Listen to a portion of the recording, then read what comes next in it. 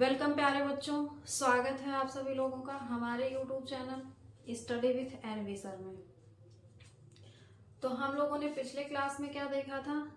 श्रेणी क्रम संयोजन। क्लास 10th का हम लोग साइंस पढ़ रहे हैं और साइंस में भी कौन सा चैप्टर है? विद्युत, जिसमें हम लोग क्या कर रहे थे? सूत्र का निगमन देख रहे थे और सूत्र के निगमन में हम लोगों ने श्रेणी क्रम संयोजन के सूत्र का निगमन देख लिया था। तो आज हम लोग क्या देखेंगे? समांतर क्रम में जो होता है तुल्य प्रतिरोध, उसका निगमन कैसे करते हैं। तो चलिए आइए देखते हैं कि हम लोग क्या समांतर क्रम संयोजन इसको कहते हैं, इसका जो निगमन होता है वो कैसे होता है। तो समांतर क्रम संयोजन का मतलब क्या होगा? तीन प्रतिरोध हमारे समांतर क्रम में जुड़े होंगे।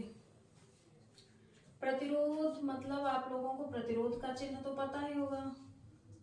तो तीन प्रतिरोध हमारे क्या हैं? समांतर क्रम में जुड़े हुए हैं।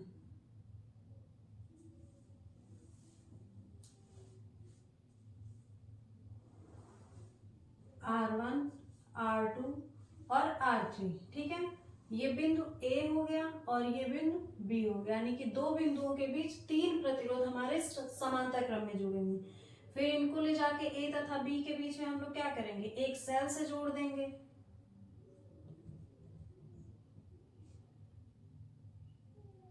एक सेल से जोड़ देंगे। ठीक है, अब इस सेल से जो धारा प्रवाहित होगी I, अब इस सेल से जो धारा प्रवाहित होगी वो यहां जाने के बाद में क्या हो जाएगी? तीन भागों में बढ़ जाएगी, यानी कि इसमें जो धारा जाएगी वो I1 हो जाएगी और इसमें जो धारा जाएगी I2 और इस तीसरे वाले प्रतिरोध में जाने वाली धारा का मान हमारा क्या हो जाएगा? I3। सेम वही प्रोसेस, I1 धारा यहां से जाएगी तो यहां से निकलेगी, I2 धारा इसमें से जा रही है तो यहां से निकलेगी और यहां से क्या? I3। फिर यहाँ पे ये तीनों धाराएं क्या हो जाएंगे? मिलके फिर क्या हो जाएगा? ये हमारा बन जाएगा पूरा परिपथ संयोजन जिसको कहते हैं। तो बन गया हमारा चित्र, और चित्र के बाद में हमको क्या कुछ पोथा लिखना होता है। उसमें हम लोग क्या लिखेंगे कि उपरोक्त संयोजन जो है वो समांतर क्रम संयोजन है और इसमें R1, R2, R3 तीन प्रतिरोध लिए गए हैं तथा बिंदु A और B के बीच जो भी हम बोल रहे हैं उसको आप लोग क्या करेंगे? नोट करेंगे। बिंदु A तथा B के बीच में एक सेल को क्या किया गया है? सेट किया गया है या लगाया गया है? एक सेल को क्या किया गया है? लगाया गया है, एक सेल जोड़ दिया गया है। अतः प्रतिरोध के सिरों के बीच सेल जोड़ दिया गया, उसके बाद से क्या करेंगे? अतः प्रतिरोध के सिरों के बीच, यानी कि ये सभी जो प्रतिरोध, अतः प्रतिरोध के सिरों के बीच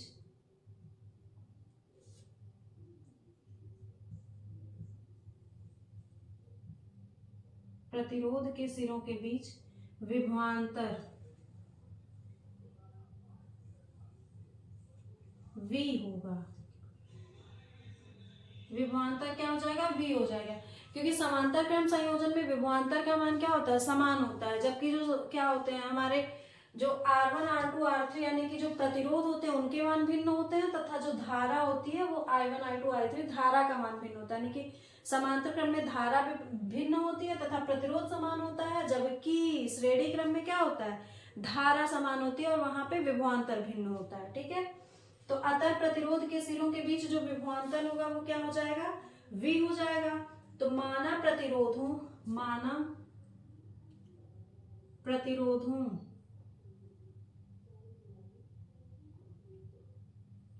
R1, R2, R3 में क्रमशः I1, I2 तथा I3 धारा प्रवाहित होगी या हो रही है। ठीक है, क्रमशः I1, I2, I3 धारा प्रवाहित होगी या हो रही है। तब ओम के नियम से, ओम के नियम से तो आप लोग भली भांति परिचित होंगे। ओम के नियम से, ओम का नियम क्या होता है? V बराबर IR। ठीक है, अब यहाँ पे हमारा जब धारा का मान भिन्न है तो अगर हम लोग यहाँ से I का मान देखें तो I बराबर क्या हो जाएगा? V/R हो जाएगा। ठीक है, जब यहाँ पे धारा का मान क्या है? भिन्न है, तो यहाँ पे हम लोग क्या करेंगे, आई से निकालेंगे। तो अगर हम लोग देखें इस पहले प्रतिरोध में जो धारा जा रही है वो क्या हो जा रही है, I1। तो I1 बराबर क्या होता है, I बराबर V बटे R। तो I1 बराबर क्या हो जाएगा, V बटे R1 हो जाएगा। V क्यों होगा, क्योंकि पूरे प्रतिरोध में जो विभवांतर है वो क्या है, समान समान है। और इसी तरह से दूसरे परिपथ में जो धारा प्रवाहित होगी वो क्या होगी, I2 होगी। तो I2 बराबर क्या हो जाएगा, V बटे R2 हो जाएगा। तीसरे प्रतिरोध में जो धारा प्रवाहित होगी I3, वो क्या हो जाएगी, V बटे R3 हो जाएगी। तो अब अगर हम क्या करें, पूरे परिपथ में जो प्रवाहित धारा, यानी इसको हम लोग क्या कह सकते हैं, तुल्य धारा, ठीक है। यानी कि अगर हम लोग कुल धारा का मान निकालें, कुल धारा I बराबर क्या हो जाएगा, I1 प्लस I2 और प्लस I3। I1 का मान क्या है, V बटे R1, V बटे R1 रखेंगे। I2 का मान क्या है, V बटे R2 है। और I3 का मान क्या है, V बटे R3 है। इसमें से हम लोग क्या कर सकते हैं, V को कॉमन ले सकते हैं, बचेगा क्या, 1 बटे R1, क्योंकि जो भी चीज कॉमन होता है उससे अंदर वाली चीजों में क्या होता है, भाग होता है, ठीक है। तो 1 बटे R2 हो जाएगा और 1 बटे R3। यहाँ पे क्या था, I बराबर था, I बराबर था। यहाँ पे V बराबर हम लोग क्या लिख सकते हैं, IR लिख सकते हैं।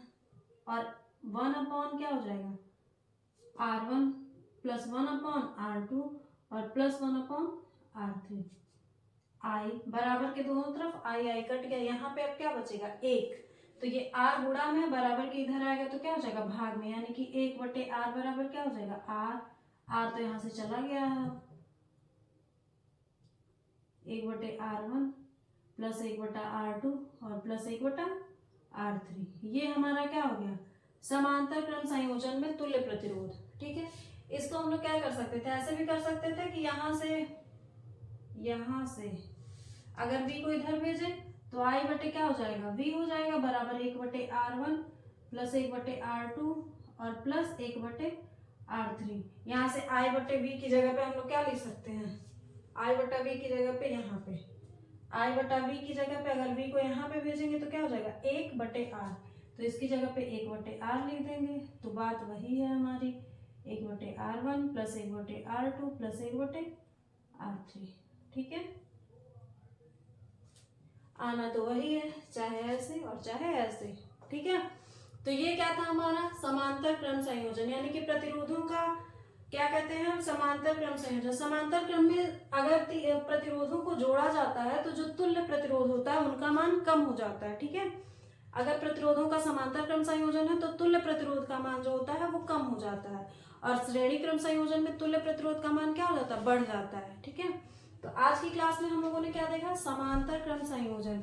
उसके बाद हम लोग क्या करेंगे, इसका आप लोग अच्छे से प्रैक्टिस करेंगे, इसको देखते रहेंगे और क्या करेंगे, मुस्कुराते रहेंगे और क्या करेंगे, एग्जाम की तैयारी में लगे रहेंगे।